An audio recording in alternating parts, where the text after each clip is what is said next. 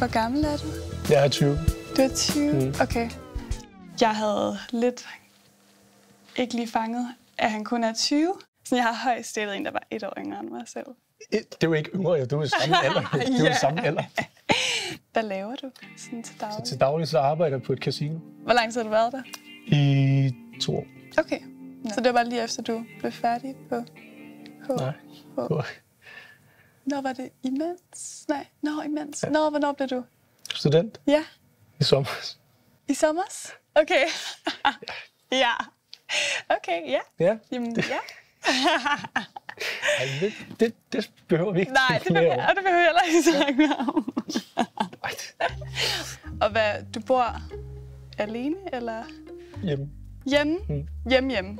Helt hjemme. Okay, helt hjemme. Så hjemme, som man kan. Okay, og med din mor og far og min søster. Han bor hjemme, og det er ikke lige noget, jeg sådan før har prøvet at date nogen, hvor de stadig bor hjemme hos deres forældre.